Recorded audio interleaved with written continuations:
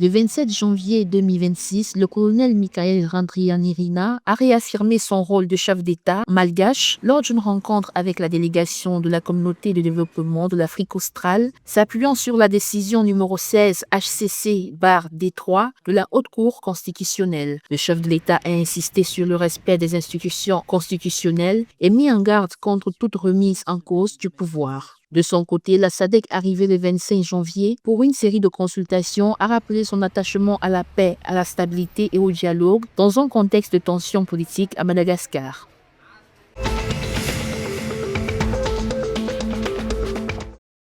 Le gouvernement mauricien introduit une réforme de la tarification de l'électricité avec le tarif Time of Use visant à mieux gérer les pics de consommation. Ce système applique des prix différenciés pour inciter les gros consommateurs à réduire leur usage entre 18h et 21h. La mesure cible dans un premier temps 145 grands utilisateurs et s'inscrit dans un dispositif plus large incluant des incitations pour les entreprises et à terme une possible extension aux ménages via des compteurs intelligents.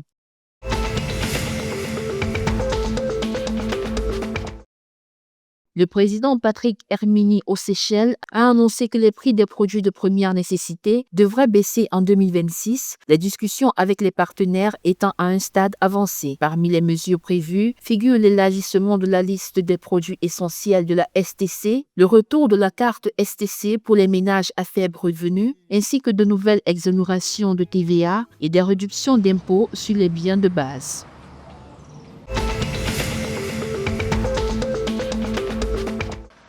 Aux Comores, les communes d'Isandra Djomoua-Chongo, Ouachili-Yadjou et Ouachili-Yabouani ont officiellement lancé leur police municipale lors de la cérémonie tenue les 23 et 25 janvier. Placées sous l'autorité des maires, ces forces locales misent sur la prévention, la proximité et la cohésion sociale en complétant la police nationale. À ce jour, 163 polices municipales sont opérationnelles dans 204 villages, couvrant 28 communes de Gazidja, selon l'Union des polices municipales.